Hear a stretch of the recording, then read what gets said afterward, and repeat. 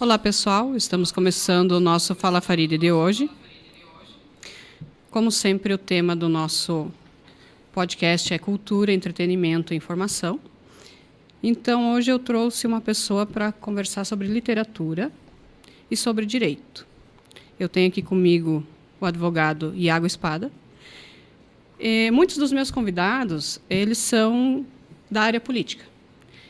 O fato deles estarem ou não candidatos, isso não, para mim, não interfere no propósito do meu programa, que é levar a informação.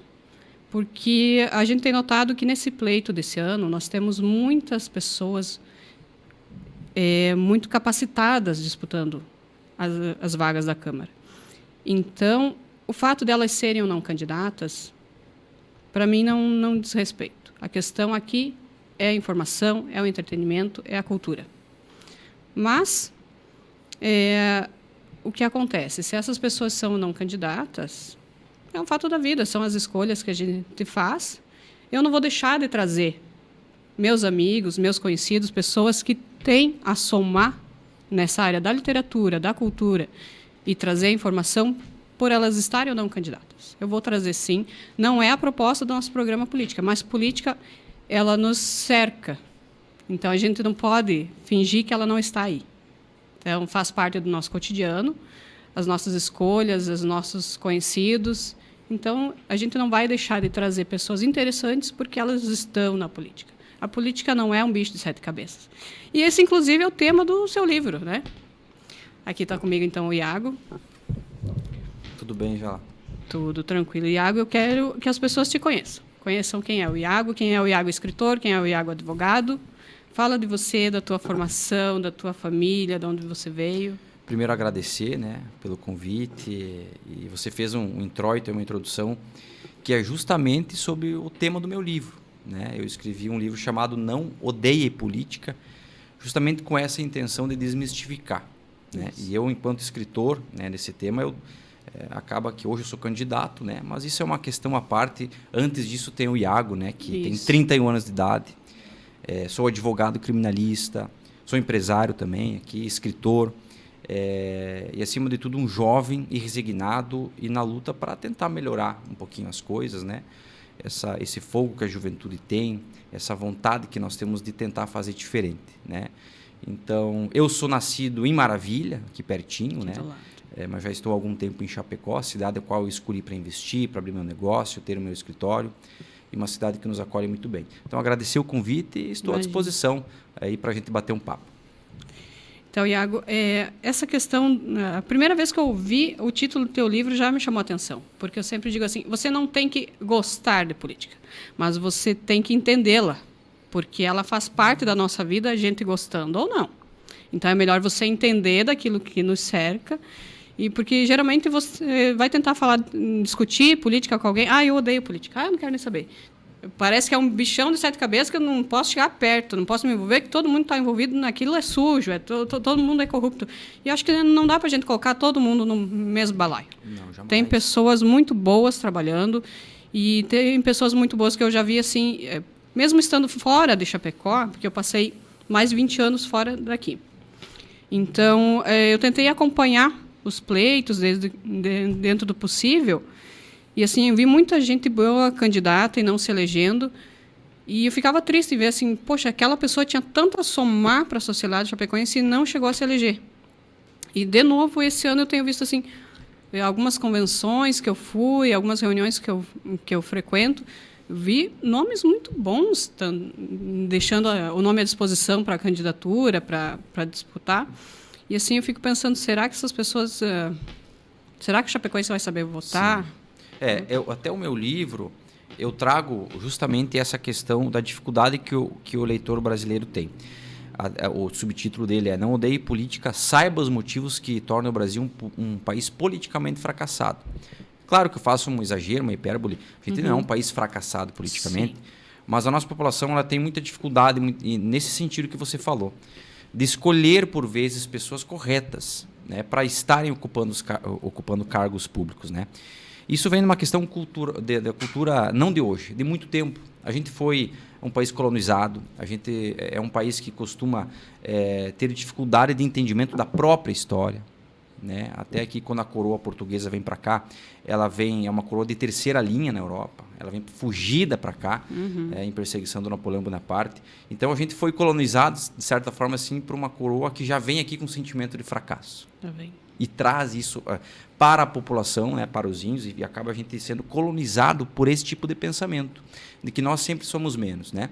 E isso carregamos até hoje. E aí, quando a gente vai num processo eleitoral, é muito interessante o que tu abordou e tu falou antes. Platão tem uma frase que fala assim: não há nada de errado com você não gostar de política, mas você vai ser governado por quem gosta.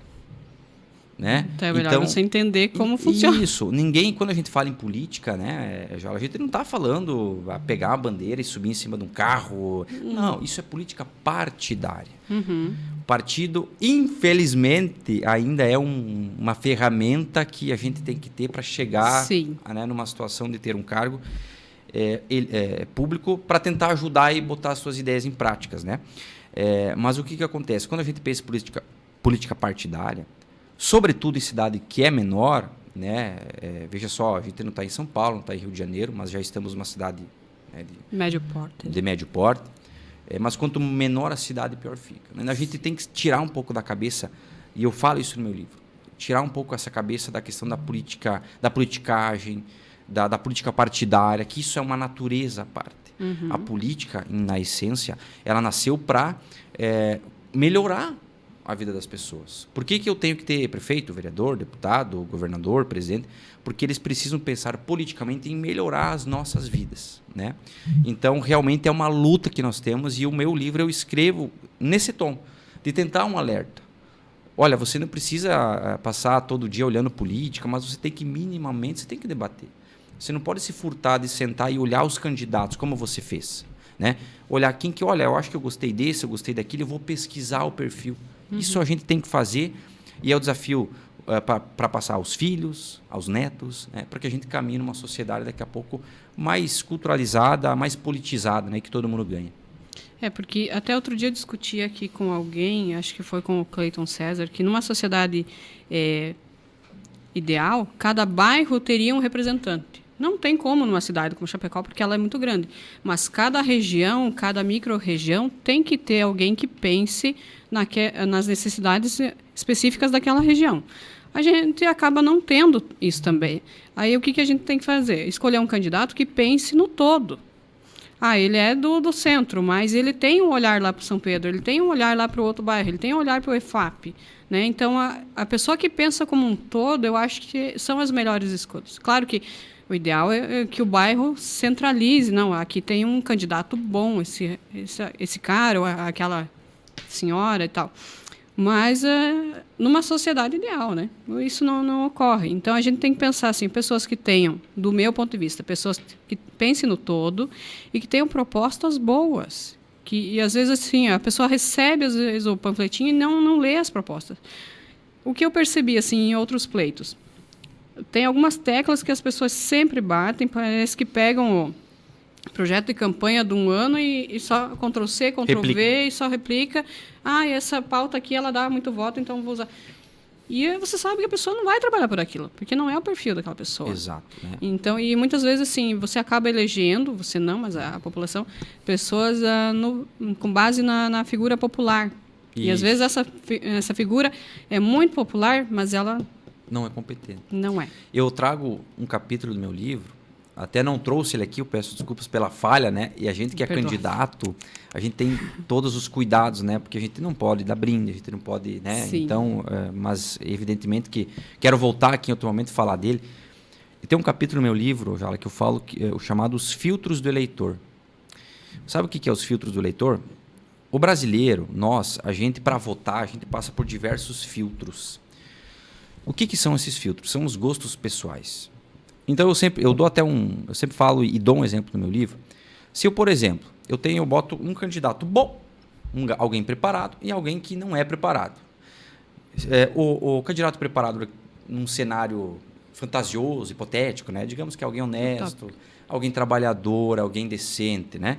E no outro é um candidato que é desonesto, é um candidato ruim. Contudo, digamos que eu goste de rock, né? Quem é roqueiro aqui, eu gosto de rock, eu sou. O candidato que é bom já, por um infortúnio, ele vai na televisão um dia e fala: olha, eu não gosto de rock. Não sei, eu não gosto. Muitas vezes as pessoas deixam de votar nesse candidato bom por um gosto pessoal. Ah, ele não gosta de rock? Ah, mas não vou votar nele. Aí prefere votar muitas vezes no outro que é ruim, que vai mente, que vai engana. Evidente que todos nós temos gostos pessoais e isso é importante para formar a persona. Sim. Mas nós temos que chegar a um momento de nós entendermos, ei, peraí, será que eu não estou exagerando? Eu não vou deixar de votar nele, porque um dia ele falou que é colorado e eu sou do Grêmio. Se um dia ele falou alguma coisa que eu não concordo. Os candidatos, os políticos, eles são seres humanos, né? E eu trago, que é justamente nesse capítulo, eu coloco os filtros do eleitor, que o brasileiro tem diversos filtros de ordem pessoal. E que muitas vezes ele vota no candidato que sabe se armar contra esses filtros, que sabe mentir. Preparadíssimo. Que sabe se preparar. Veja, eu preciso do voto de quem é da Igreja Católica, então eu vou fazer falas para atrair a Igreja Católica, mesmo ele não sendo. Mesmo ele sendo mentiroso. Então, nós temos que partir para uma sociedade que tenha os gostos pessoais, mas que entenda que os candidatos não vão ser como ele. Vão ter as opiniões próprias, evidentemente que isso não quer dizer que eu vou concordar em atitudes que não correspondam às minhas ideias, né? Que daí já é um pouquinho mais profundo. Sim. Mas, assim, isso é importante. É minha luta enquanto jovem. Fazer a juventude entender que a política não pode ser apenas algo de não, eu vou votar no mais famosinho, como você falou, no mais popular. Olha que gente boa aquele cara. Olhe um pouco mais a fundo. Veja o que ele é capaz de fazer. Você comentou, para encerrar esse ponto, do candidato que pensa por todos, né? Que eu acho que é o ideal. Né? O candidato ele tem que pensar em Chapecó aqui. O candidato de São Miguel do Oeste pensar em São Miguel do Oeste. O candidato de Xanxerê pensar em Xanxerê. O melhor para o município. E isso abrange os bairros, abrange as localidades. Sim. Né? Eu acho que esse é o ponto que a gente precisa pensar, desenvolver novas lideranças, com certeza. Até porque, imagine assim, você eleja hoje um vereador que tem essa visão mais ampla, esse é o cara que, de repente, vai ficar e daqui a pouco a gente vai ver essa figura num cargo maior, de repente vai arriscar até a prefeitura, porque o cara que pensa amplo, que pensa em todas as necessidades da cidade, que enxerga longe, esse obviamente é alguém preparado para lá na frente tentar uma coisa melhor. Então eu acredito que a gente tem que ver tudo isso, tem que ver o que esse cara consegue fazer, o que esse cara está preparado, qual é a área que ele entende. Então a gente... E assim, o eleitorado brasileiro ele não faz isso de analisar o histórico da pessoa, de analisar... deixa eu conhecer melhor esse candidato. Mas tem muita coisa assim que a gente tem que também... como eu digo, a proposta nossa aqui do programa é cultura, é entretenimento e é informação também. Tem algumas coisas que passa pela prefeitura, que passa por alguns processos que as pessoas não têm conhecimento e deixam de conseguir conquistar o seu direito. Vamos imaginar assim, uma rua que precisa de asfalto. Tá, aí daqui a pouco essa rua está precisando de asfalto há muito tempo. E o cara cansa disso e vai lá na TV reclamar. Mas faz 20 anos que eu preciso de asfalto aqui que eu estou reclamando. Ok, está reclamando aonde? Está reclamando da porta da casa para fora ou você foi lá? Qual é o processo? Nós temos que esclarecer a população. Assim, efetivos, né? Qual é o processo que eu tenho que fazer para conseguir o asfalto lá da minha rua? Eu tenho que ir na prefeitura, eu tenho que ir na engenharia, eu tenho serviços urbanos, aonde eu tenho que ir para solicitar? Se o cidadão não sabe, ele fica reclamando da boca para fora e o problema nunca se resolve. Então, é uma coisa simples, mas é informação útil à população. Como é que funciona o processo? Eu tenho que ir na Câmara de Vereadores pedir? Não. Tem um formulário que eu tenho que preencher? Como é que funcionam esses processos? As pessoas não sabem e ficam, muitas vezes, reclamando ou ficam com um problema lá empedrado há muito tempo e não conseguem resolver por pura desinformação. Então, tem coisinhas que têm que ser ajustado com o passar do tempo, né? Iago, como é que tu vê o cenário político de Chapecó hoje? Olha, tu vê ele favorável, tu vê ele andando, tu vê ele com algumas dificuldades? Eu vejo que Chapecó é uma cidade que anda a 220, né? Cresce muito, é uma cidade que é muito empreendedora. Nós valorizamos muito o empreendedorismo aqui, sim, a meritocracia. Isso combina comigo. Eu, particularmente, defendo muito a meritocracia, o empreendedorismo. Claro que na medida correta, né? Sem solapar ninguém. E eu acho que a nossa população, de maneira geral, ela exige e ela quer candidatos e representantes que andem nesse ritmo. Nós não podemos e não temos mais porte para discutir certas situações que não são mais tão importantes como eram há 10, 15 anos atrás, né? Chapecó é uma cidade que cresce a passos largos e nós temos que acompanhar isso, né? E os candidatos e quem for se eleger precisa acompanhar isso. Eu vejo um cenário positivo, sobretudo para quem defende essas bandeiras, né? Mas são desafios que nós temos, né? A cidade de Chapecó, na medida que cresce, vai trazer novos problemas. Segurança, sim, educação, saúde. Então nós, e quem está de candidato, e quem se eleger, e Deus queira que eu me eleja, a gente vai ter que ter um olhar para o futuro, né? Eu até coloco no meu slogan, o futuro é a gente que faz. Uhum. Nós temos que pensar Chapecó daqui 10, 15, 20, 30 anos, né? Se continuar nesse crescimento populacional. Esse é o desafio dos agentes públicos, né? De ver Chapecó daqui 20 anos. Como é que vai estar? Escolas.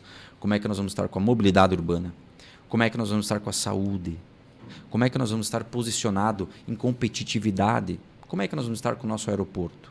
Nós temos que melhorar tudo isso e não é simples, né, do dia para a noite, né? Então eu vejo que Chapecó espera dos políticos, dos cenários políticos, isso, visão que acompanhe o crescimento do município e que resolvam os problemas que tem que resolver. Tem que ter coragem, né, para resolver. Mas, numa medida mais pessoal, eu particularmente vejo como positividade isso. As minhas bandeiras são nesse sentido, né? Muita questão da meritocracia, alguns projetos meus são nesse sentido. E é claro, a gente tem um pensamento, acima de tudo, de que nós temos que pensar o bem de Chapecó. A ideologia é importante, bandeira é importante, mas a gente, acima de tudo isso, tem Chapecó, né? Então, o cenário político de Chapecó, eu vejo que é por aí, né? Nesse sentido. Desafiador, mas exigente para quem é candidato, para acompanhar o ritmo que a cidade exige. Não, tem que trazer boas ideias, porque... E eu acredito assim, também tem que olhar o que funcionou em outras cidades e em outros lugares, porque mobilidade urbana é complicado. Nós estávamos falando disso antes de começar a gravar, né? Hoje em dia, o trânsito de Chapecó é... caótico. É complicadíssimo. Tem horários aí que são...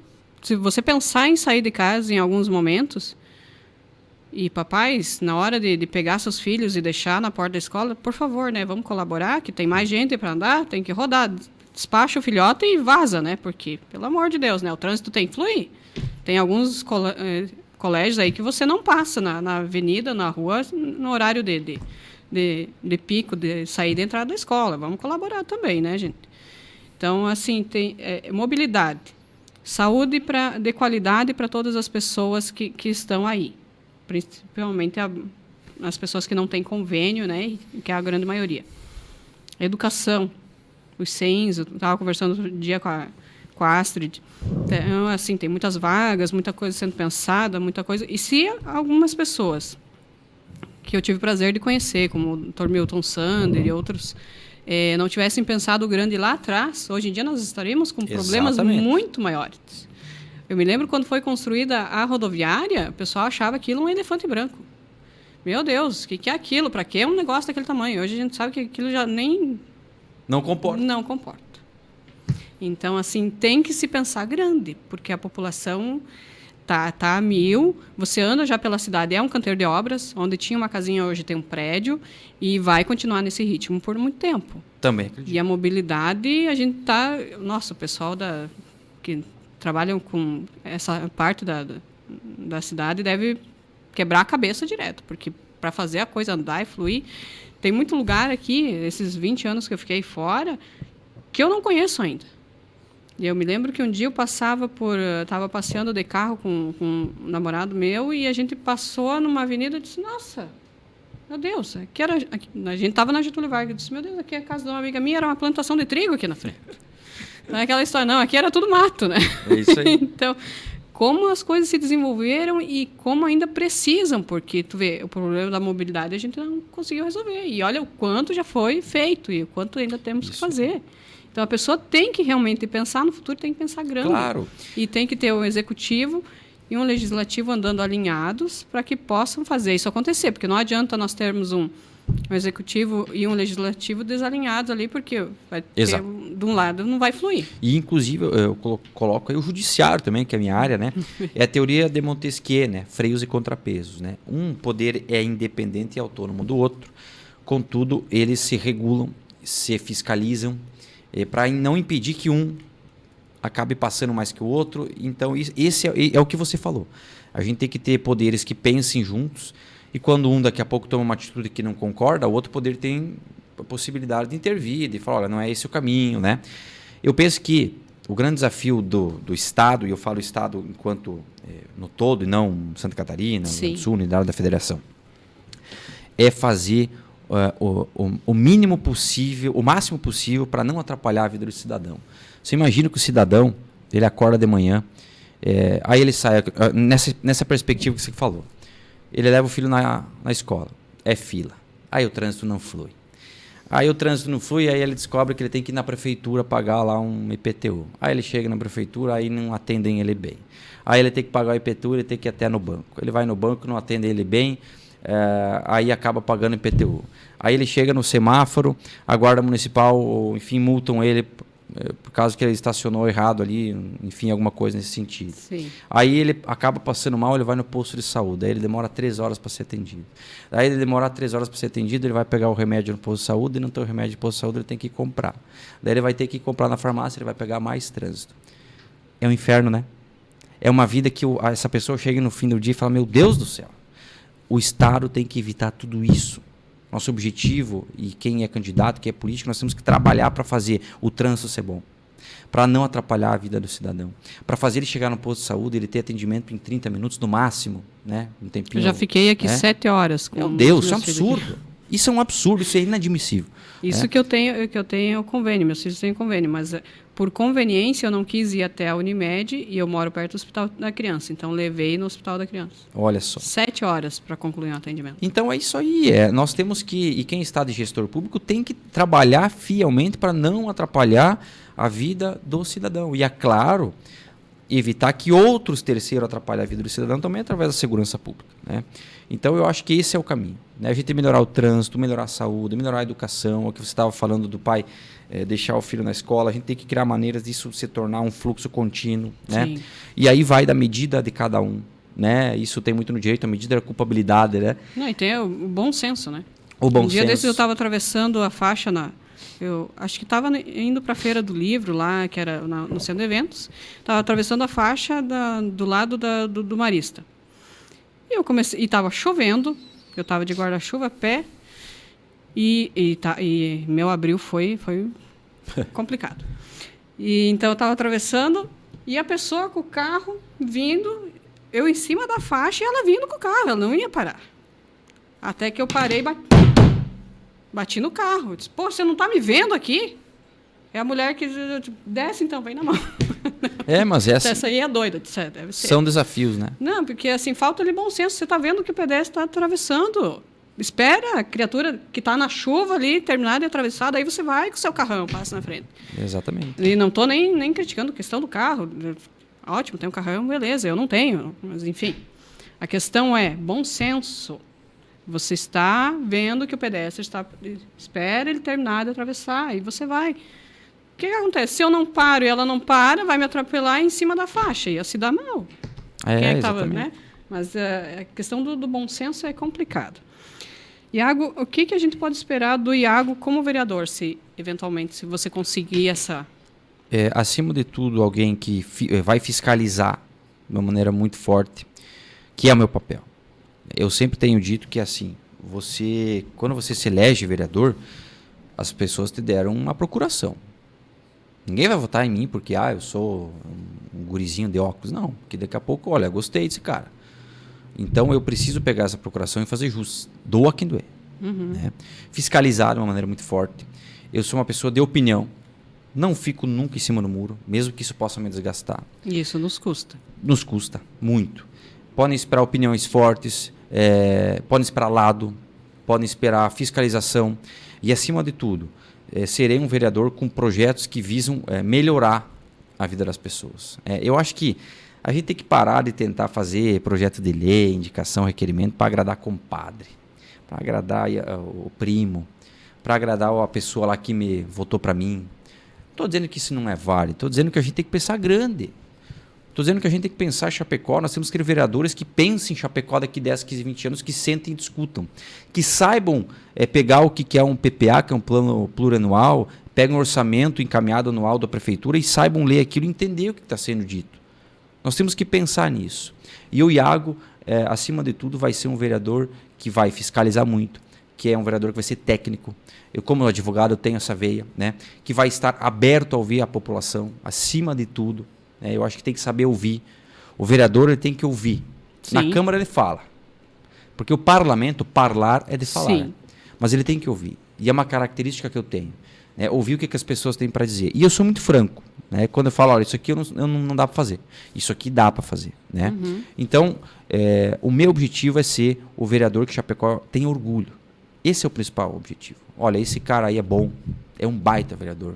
A gente quer que ele continue ali. A gente quer que ele continue fiscalizando, porque ele tem projetos bons. Ele tem ideias boas. O que é bom para o Chapecó, ele vai e aprova. O que não é bom para o Chapecó, ele não vai aprovar, independente do lado que vier. Né? Então, pode esperar um vereador nesse sentido e que defenda as pautas, né? Acima de tudo, que tem a ver mais com a direita, que eu sou de direita, sou conservador, sou presidente do PL Jovem aqui, então eu vou ter o meu lado. Né? Quem não gostar, eu não tenho muito o que fazer, mas eu sou sim, eu sou verdadeiro. Né? Sim. Então, é nesse sentido. O vereador, ele, enquanto eleito pela população, o mínimo que ele tem que fazer é ouvir a população. Então, ele tem que estar com o seu gabinete aberto a ouvir e receber essas demandas, né? E também fazer essa ponte de, isso dá para fazer, isso não dá. Exato, né? Exato. Não pode ter medo de dizer não, Jala. Não, porque não adianta você iludir a população. Dizer, não, mas vamos ver e tal. Não. Seja direto, então diga, não, isso aqui não vai funcionar, isso aqui só se for feito de outra forma. Dessa forma não tenho como fazer, não tenho como ajudar, né? E assim, eu vejo assim muitas iniciativas, e aí entrando um pouco nessa tua área do direito criminal, eu vejo algumas iniciativas como, parece-me que no papel elas são bonitas e na prática não se aplicam. Desde que eu estou aqui em Chapecó, eu já fiz pelo menos 4 boletins de ocorrência por discriminação religiosa. Em 2 delas eu estava com a minha filha. Então, tem situações em que eu não consigo, enquanto uma pessoa minimamente, e sou longe disso, minimamente instruída, de entender como é que funciona. Se você é mulher e sofre, e nós estamos no Agosto Lilás, né, mês do feminicídio zero, tem coisas que parece que eles estão esperando que o pior cenário se desenrole antes de tomar uma atitude. Teve uma situação em que eu e a minha filha fomos vítimas de questão de discriminação religiosa. O que eu, enquanto mulher, faço? Vou na DPCAM. Quando eu chego na DPCAM, a sensação que eu tive foi de que a pessoa responsável saiu e foi tomar um café e deixou a faxineira ali. Sem desmerecer a faxineira, mas... Porque a pessoa que me atendeu era completamente despreparada. Não era a função dela. Não dava para entender. No final das contas, ela me disse, se quiser fazer... Espera aí. Eu acabei desistindo, fiz o boletim de ocorrência depois virtual. E o delegado não viu o crime.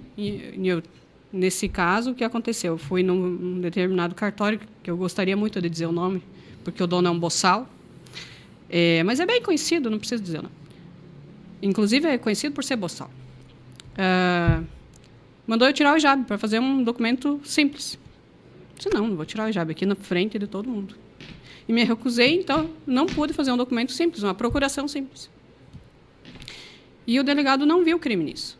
Então, todo mundo, em qualquer esfera, qualquer pessoa que entenda direito sabe que isso é um crime, que é uma vestimenta religiosa, eu não vou tirar. E aí não foi feita investigação, não foi solicitada as imagens, então não tenho como processar o cartório por uma falha do agente público. E já aconteceu outras vezes, então assim, eu não vou mais perder meu tempo fazendo boletim de ocorrência, que eu vou fazer. Quando acontecer, fotografar a pessoa e vou trazer aqui, largar a imagem. Daí, provavelmente eu vou ser processada pela pessoa, mas enfim, se essas pessoas não têm pudor nenhum em me discriminar na rua, também não vou ter pudor em mostrar a cara delas. Vou por essa vertente. Então, assim, o que precisa acontecer para eu sair na rua, ser vítima de discriminação, fazer todo o processo, ir lá, fazer a questão do registro do boletim de ocorrência, dar o endereço da pessoa que me discriminou, o telefone, o CPF, só faltou eu entregar uma amostra de DNA da pessoa e a polícia não fazer nada? Estão esperando o quê? Que a gente seja assassinado no meio da rua para eles fazerem alguma coisa? Para virar repercussão nacional?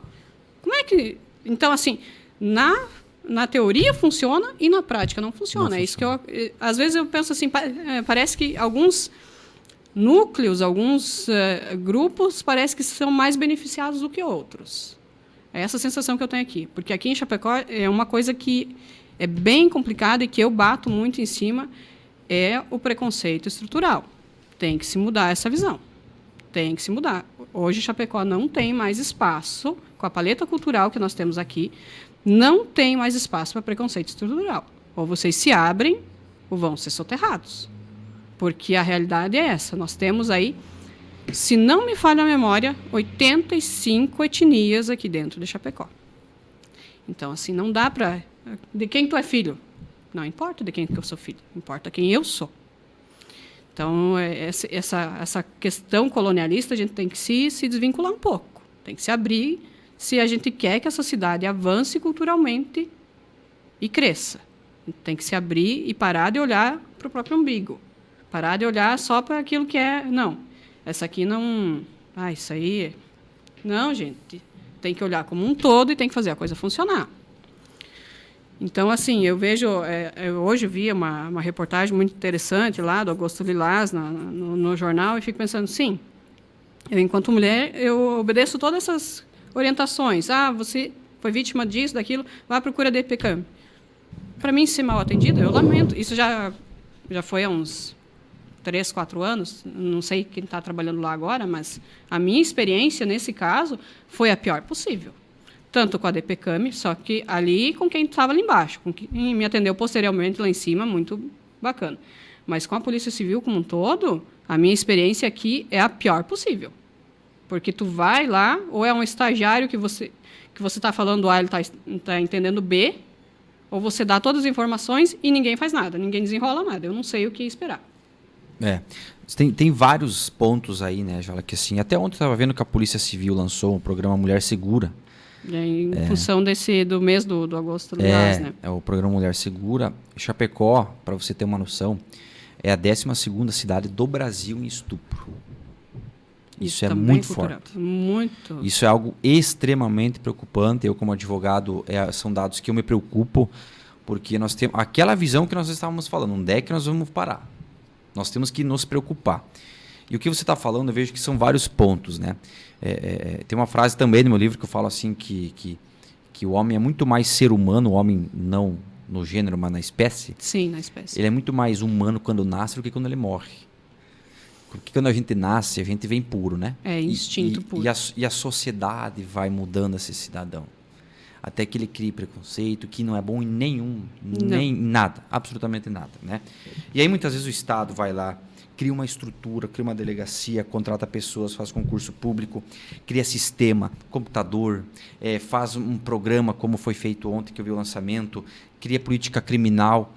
E tudo para a máquina funcionar bem. Tudo para a máquina funcionar. Mas quem vai assinar a caneta é um ser humano, que muitas vezes é falho, que tem preconceitos próprios. E não estou dizendo que é o teu caso, me perdoe, né? Eu até entendo. O teu caso é um caso que, com certeza, talvez o delegado teve uma postura inadequada, porque deveria ter, pelo menos, levado mais a fundo, né? Eu, como advogado, posso falar.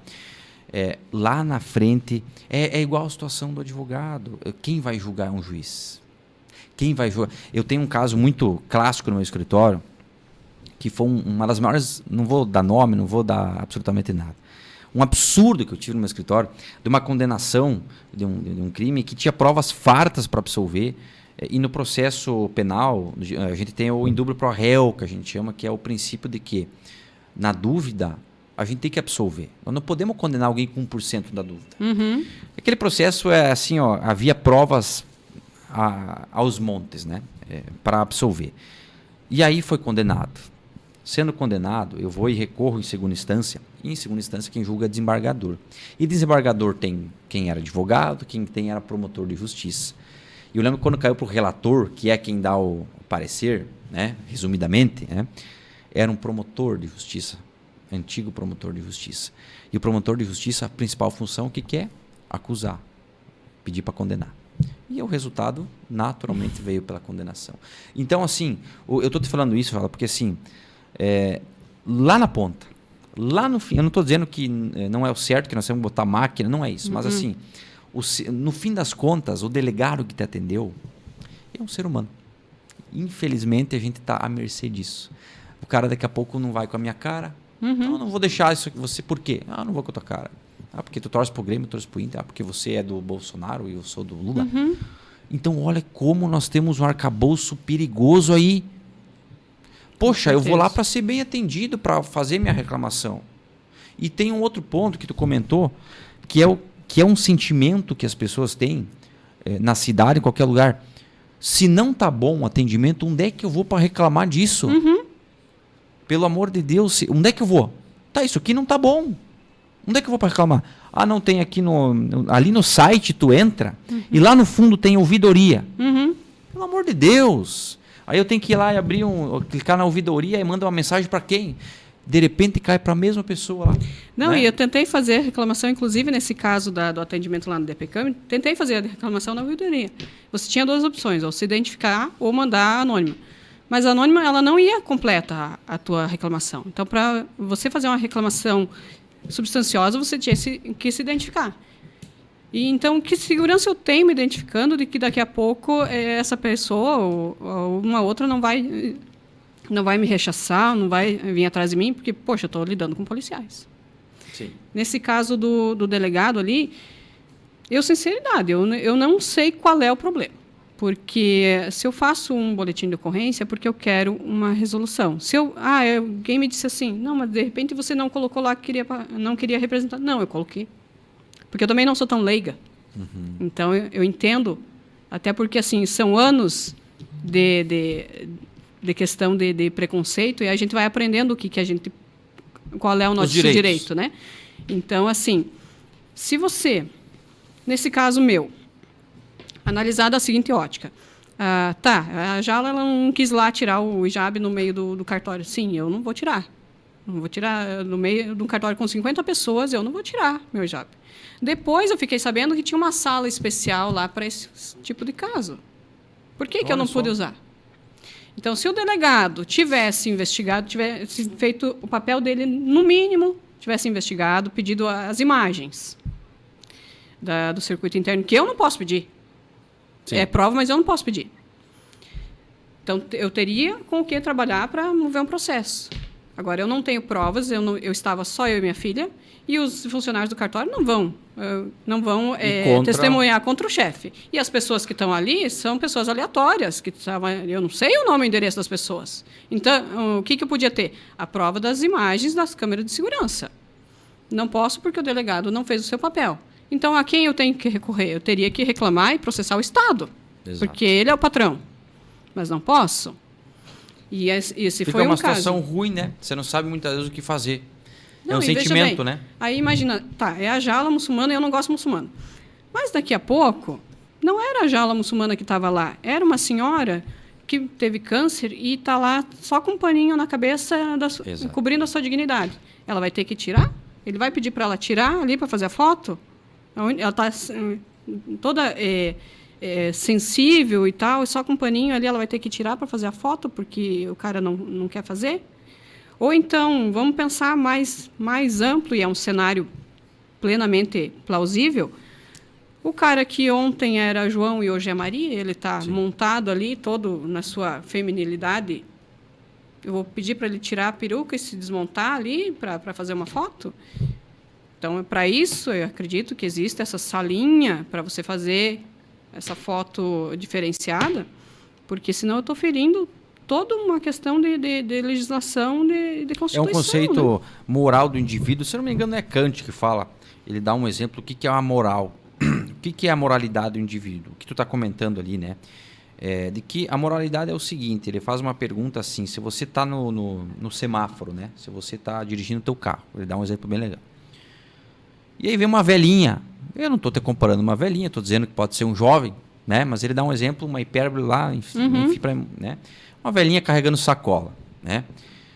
Você pararia o carro? E a pessoa fala, não, eu pararia o carro, né? E aí ele faz a segunda pergunta, por que você pararia o carro? E da resposta a gente muitas vezes vai extrair qual é a moralidade do indivíduo. Se o sujeito fala assim, olha, eu pararia o carro porque senão eu ia atropelar ela. Não é a resposta correta. Sabe qual que é a resposta correta? Eu paro o carro porque é o certo a se fazer. Eu não vou porque... Veja que o sujeito ele parou o carro porque ele tem medo de tomar uma punição. Se eu atropelar, eu vou matar alguém? Não é o bom senso, é o medo da punição. A moralidade está aí. Eu vou parar o carro porque é o certo a se fazer. Não é porque eu tenho medo de tomar... E o ser humano e o homem, novamente, não no gênero, mas na espécie, tem que refletir sobre isso. O certo a se fazer é o que eu estou fazendo? As minhas opiniões pessoais valem mais do que o certo a se fazer? Não vale. Então eu vou fazer o certo. Nem que eu seja o único, né? Então esse teu ponto, novamente, cai na mão do indivíduo, do ser humano que comete falhas. E infelizmente, quando o ser humano está dotado do poder estatal, é um problema. Porque você ficou desamparado. Sim, eu não tive... E esse foi um dos boletins de ocorrência. Mas aí teve outro que eu estava com a minha filha e, olha... Eu, enquanto mãe, enquanto uma pessoa já de uma certa idade, não vou entregar a minha idade, mas a gente vai criando uma casca de sobrevivência. A gente vai se endurecendo, vai filtrando essas coisas. Mas quando mexe com uma criança... Porque como é que eu vou explicar para uma criança a questão do preconceito? A questão da discriminação? Eu não deveria ter que ter essa conversa com uma criança de 4, de 5 anos. Exato. De dizer, olha, minha filha... Teve uma outra situação aqui na Fernando Machado. Uma senhora, uma peste que fica na frente da Pernambucanas, geralmente. Desculpa o palavreado, mas é que aqui... Eu falei que não era para me dar microfone, né? Que eu ia... Uma peste que fica ali na frente da Pernambucanas. 9 em cada 10 chapecoenses já foi importunado por ela. Completamente misógina, homofóbica, racista e preconceituosa. Ela quer enfiar a religião dela goela abaixo. Então, ela está lá distribuindo os panfletos dela. Se você pegar, beleza. Se você não pegar, ela vai te xingar. Vai te chamar de N coisa, vai te insultar. E um dia eu peitei. Eu disse, não é possível que essa cidadã tá me xingando porque eu não quero panfleto. Aí um dia eu só questionei ela, a senhora precisa xingar? Ah, nossa, foi assim. Acho que eu liguei um negócio lá na velha que ela começou a xingar e tal. E eu achei engraçado que ela disse assim, que eu falei para ela assim, a senhora sabe que o que a senhora está fazendo é um crime? Que a senhora está discriminando? Tá? Eu vou fazer um boletim de ocorrência, chamar a polícia. Você pode fazer o que você quiser, porque todos eles foram evangelizados por mim, todo mundo... Digo, olha, que legal, né? Então, tá. Isso me chamou a atenção, porque, assim, realmente tem algumas pessoas que têm um lado... religioso ali na polícia, que eu conheço e tal, mas você está sendo pago pelo Estado para fazer uma coisa. E sem olhar religião, sem olhar posição política, você tem que fazer o seu trabalho. Independente de gostar de mim ou não, se eu sou uma cidadã cumpridora das minhas obrigações e estou ali registrando um boletim de ocorrência, eu quero o retorno. Esse último já tem mais de 1 ano. Eu fiz o boletim de ocorrência, eu descobri o nome dessa pessoa, eu descobri o endereço, eu dei CPF, dei telefone, dei tudo. Como eu falei, só falta eu dar uma amostra de DNA. Pedi para representar essa ação. Até agora, eu não tive retorno. Mais de 1 ano. Então, assim, mais uma vez, o Estado vai me deixar na mão. Por quê? Porque a posição de quem está recebendo essas denúncias estou nem aí. Então, se estou nem aí vocês... Eu estou aqui, ó, e vou meter a boca no trono sempre que eu puder, até vocês fazerem alguma coisa. Porque se o poder de vocês está lá, o meu agora está aqui.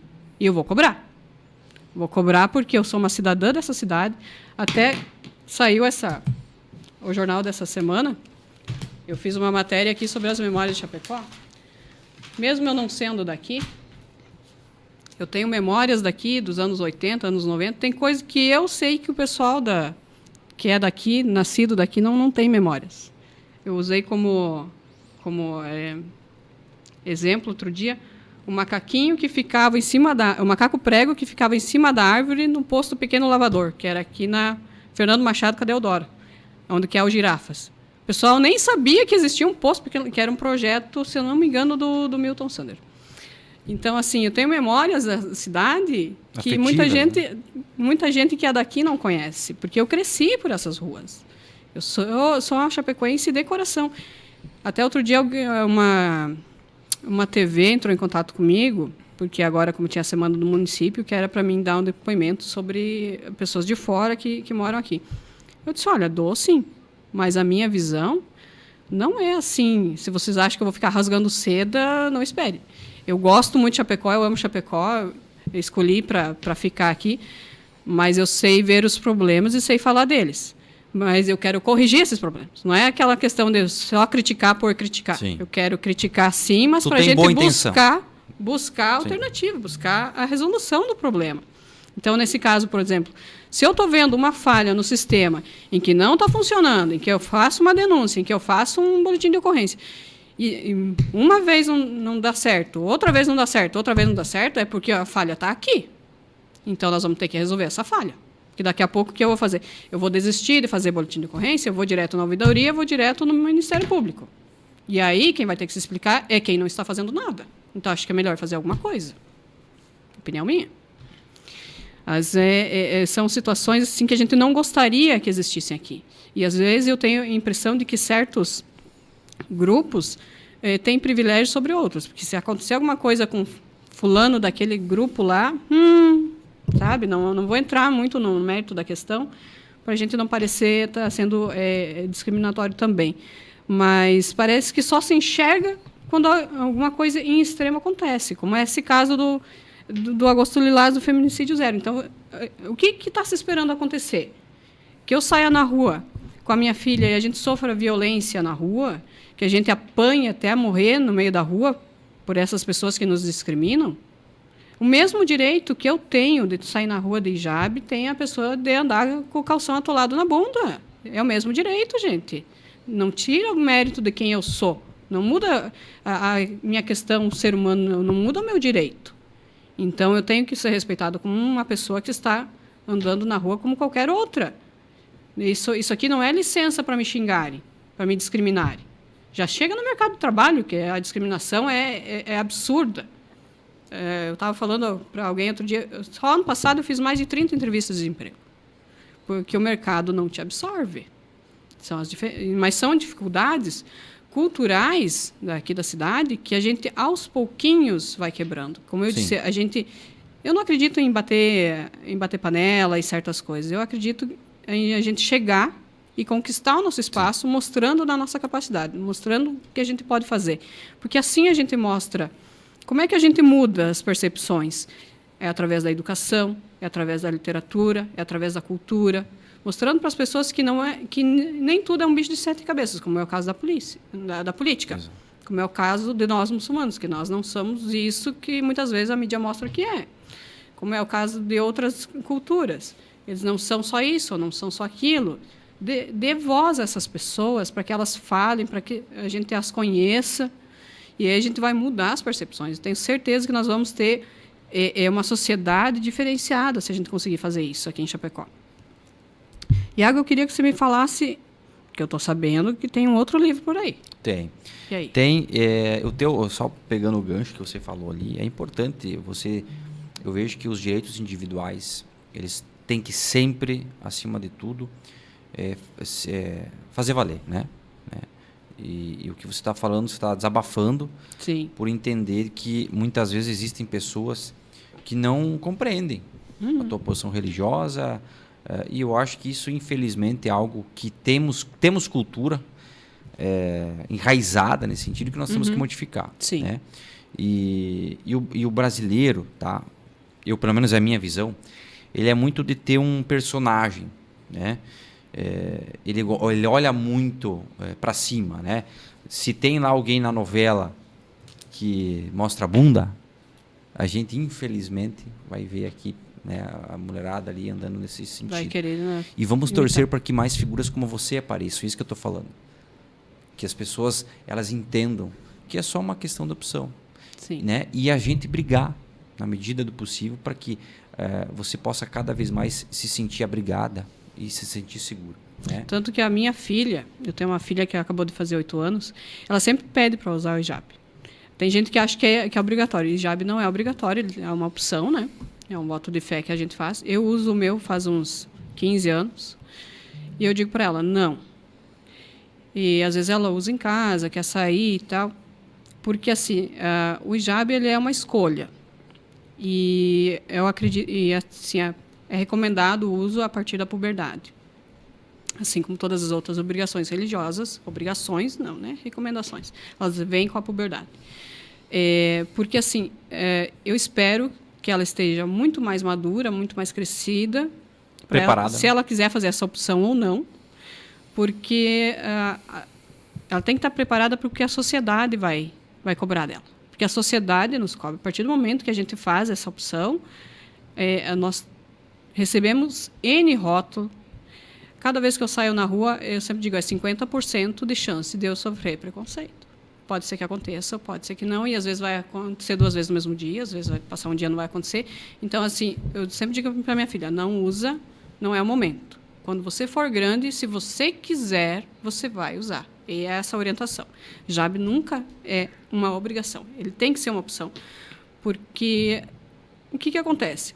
A partir do momento que eu uso hijab, sim, eu abdico de algumas coisas e eu tenho que adotar uma postura mais séria, sim.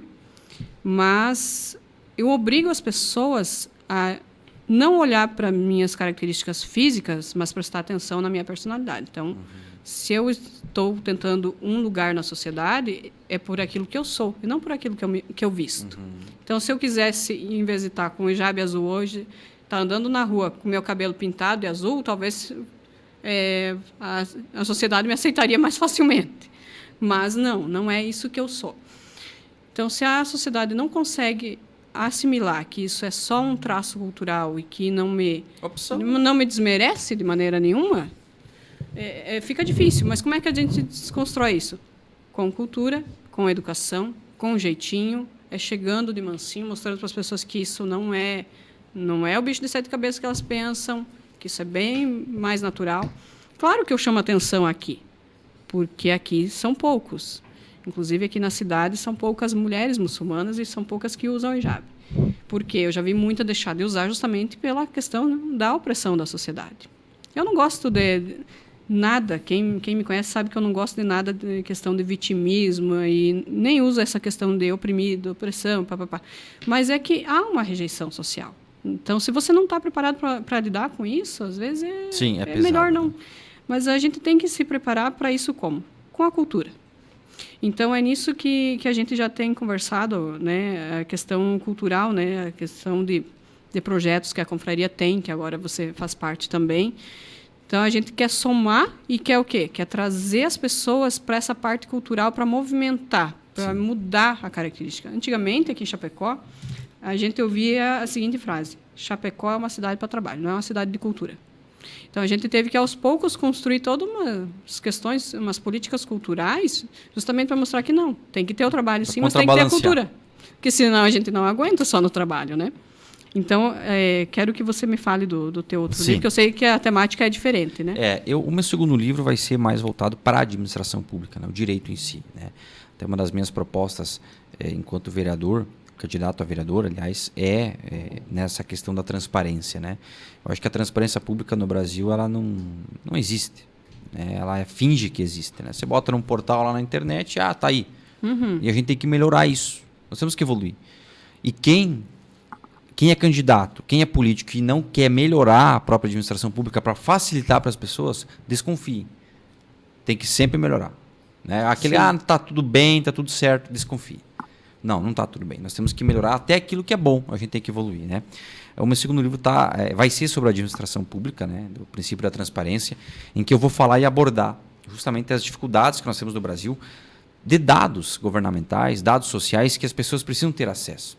Inclusive feminicídio, essas situações, a gente fica muito refém da mídia. Uhum. A gente fica olhando a televisão, a gente fica olhando o que o jornal... E não estou desmerecendo, mas a gente tem que fazer algo mais robusto. A gente tem que fazer... o papel é fazer as pessoas terem na mão mais dados para tirarem as conclusões. E escolherem melhor os seus representantes. Compararem. Uhum. Eu consigo comparar hoje, por exemplo, uma gestão municipal em qualquer município com uma gestão de 4 anos atrás ou de 8? Eu digo isso em questão de orçamento, de dívida pública, de como é que foi lidado com diversas situações governamentais. Eu não consigo. Sabe como é que eu vou analisar um bom governo por vezes? É pelo que eu ouço falar. O meu avô fala, bah, mas o prefeito foi o melhor prefeito que nós tivemos. E às vezes isso vai passando e vai passando. Aquele vereador foi o melhor vereador que nós tivemos. Vai passando, isso se torna uma falácia que se torna verdade. Por vezes é verdade. Eu não estou dizendo que não é. Mas a gente tem que tentar estratificar isso. Nós temos que tentar botar na mão das pessoas mais dados, mais informações atinentes à administração pública, que essa é a ideia da transparência pública. E o meu livro vai ser nesse sentido, né? Lidar mais com o direito, com a parte de gestão pública e administrativa. Vou fazer uma nova pós em gestão pública, mas ainda estou na fase de botar as ideias no lugar, pesquisar, ler. O meu livro eu demorei 2 anos e meio para escrever, porque eu tive que pesquisar, tive que ler muito, tive que conversar com as pessoas para concatenar as ideias, né?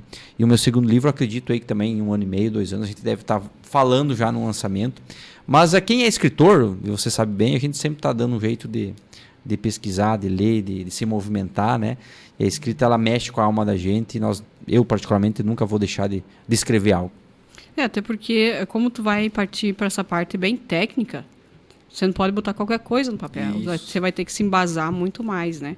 Eu tenho um dos meus livros que esse já tem um tempo que eu estou escrevendo e eu não tenho previsão de concluir, porque ele é um final alternativo para o Hobbit.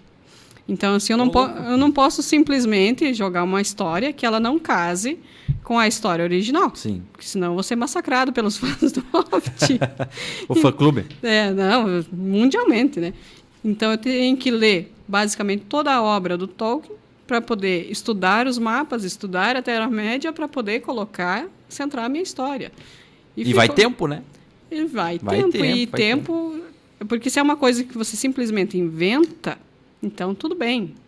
Inventou a história, criou a história, e a gente tem aquela questão de processo criativo que às vezes não vai para frente. Às vezes você fica 2, 3 meses ali que não vai, você senta na frente do computador para escrever, e não vai, não tem ideia que venha. Exato. E às vezes você senta ali... E vai. Tanto que eu tentei participar do Clube dos Autores da Quinta, e eles têm um processo lá durante a reunião que é o conto dos 5 minutos. Em 5 minutos escrever um conto. Eu disse, eu não funciono desse jeito. Na pressão? Não funciona. Eles até conseguem, tal, sai alguma coisa ali. Eu já tentei e não. Mas teve dia que eu estava tomando café lá no Brasiliano e na frente que... Deu uma ideia. Isso, eu sou assim. Foi. Então, não tem. O meu processo ele é muito fluido. Então, tem vezes que não vai.